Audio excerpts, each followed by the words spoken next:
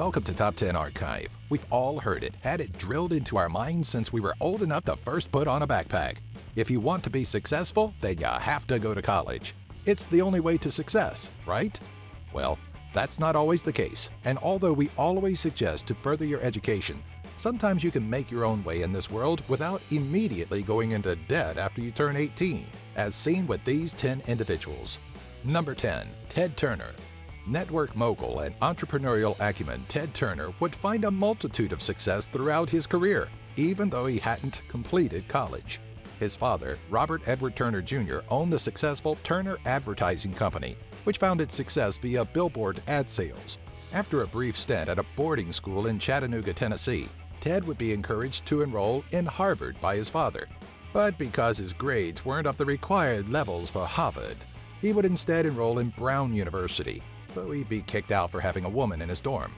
It wasn't until 1960 that Ted was made the manager of Turner Advertising's Georgia branch, and in 1963, after a costly buyout of a competitor about bankrupt the company, Ed Turner would take his own life, leaving Ted as president of what is now called Turner Communications.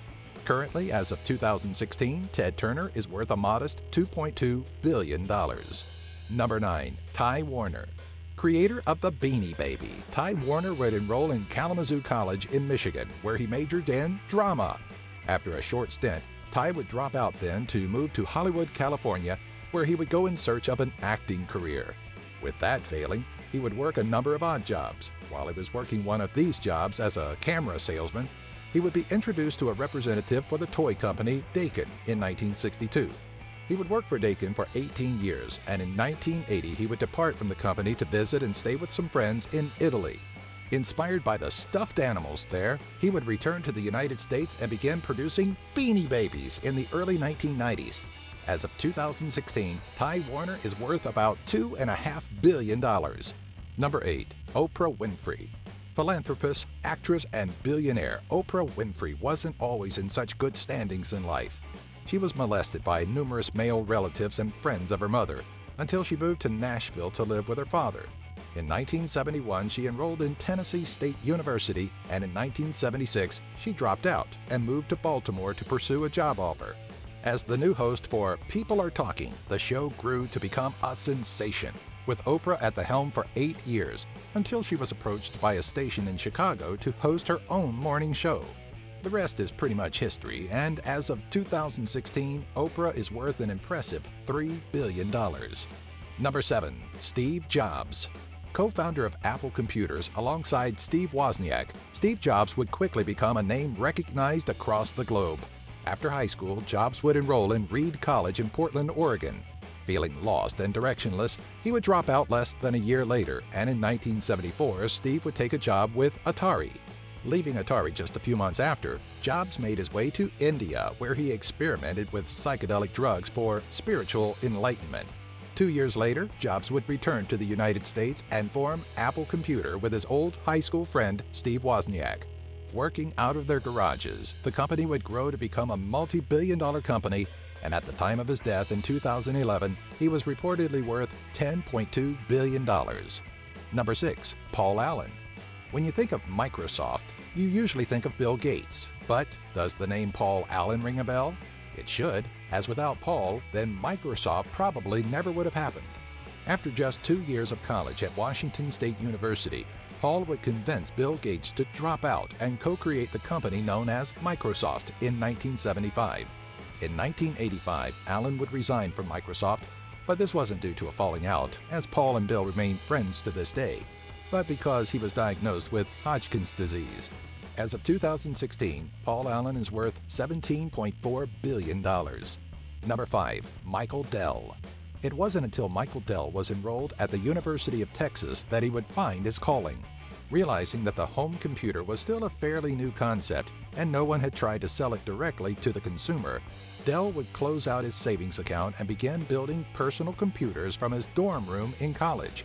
Focusing on more than just the machine itself, Dell provided affordable prices, amazing customer support, and a bond of customer relations that had almost been lost in the times. It wasn't long until he had clients outside of his school, and he was forced to drop out to meet the expectations of his customers. This decision, however, proved to be well worth it, as in 1984, his first full year of operations, he made an impressive $6 million. Now, as of 2016, Michael Dell is worth just shy of $20 billion.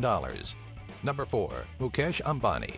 Not all of these success stories are underdog tales, as in the case of Mukesh Ambani, who was born the son of the Indian business tycoon Dhirubhai Ambani.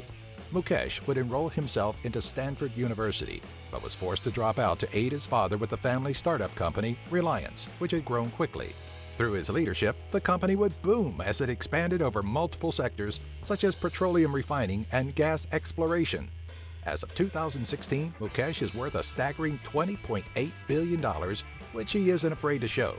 He lives with his family in one of the most expensive residential houses ever built, estimated to be worth more than $1 billion. Number 3. Mark Zuckerberg. As co-founder and CEO of the largest social media website known as Facebook, he has also become one of the world's youngest billionaires to date. In 2002, Mark would enroll at Harvard University, where he would develop and create a program called Course Match, a program that helps students choose their classes, as well as a program called Face Mash. With word of his creative genius spreading across campus rapidly, 3 fellow students would reach out to him to ask for help developing a social network. Though he agreed, he would quickly leave the group to focus on a social networking site with a few other friends. In 2004, after the success of his site, Facebook, he would drop out of college to commit all his time to his craft, a decision that gained him a net worth of $35.7 billion as of 2016. Number 2. Lawrence Ellison. Entrepreneur and CEO Lawrence Ellison founded the Oracle Corporation, but not until he attempted college first. Larry would enroll in the University of Illinois and was even named the Science Student of the Year. During his second year, his adopted mother would pass away, resulting in his departure from college. A year later, he would attempt to go at the University of Chicago, dropping out just after a semester. Deciding he would find his calling out west, he left for Berkeley, California. Broke, and with hardly a belonging to his name, he bounced from job to job, developing limited programming skills in between. In 1977, he and 2 colleagues founded Software Development Labs and were soon under contract to develop a data management system for the CIA. The resulting system was called Oracle, and just a few years later, in 1981, IBM agreed to use it, doubling the company's sales for the next 7 years. Today, the company employs over 130,000 people across the globe, and Lawrence himself is worth an estimated $49.3 billion. Number 1. Bill Gates. This one's pretty much self-explanatory. We know the story. After a normal and uneventful childhood, Bill would attend Harvard University, and in 1974, he was convinced by a friend and fellow billionaire, Paul Allen, to develop software. In 1975, they created Microsoft, creating the operating system MS-DOS for the computer giant IBM. In 1984, Microsoft released its first retail version of Windows, and by 1993, they had more than 25 million licensed users. Being dubbed the richest man in America in 1993, he would hold onto that title for 18 years. Still astoundingly rich by any measure, as of 2016, Bill is worth $79.2 billion, even after his retirement from Microsoft in 2008. Hey, we need you to help educate us. If you have an idea for a future Top 10 video, let us know in the comment section below. And look for the links while you're there to be able to follow us on Twitter, Facebook, and our website, top10archive.net.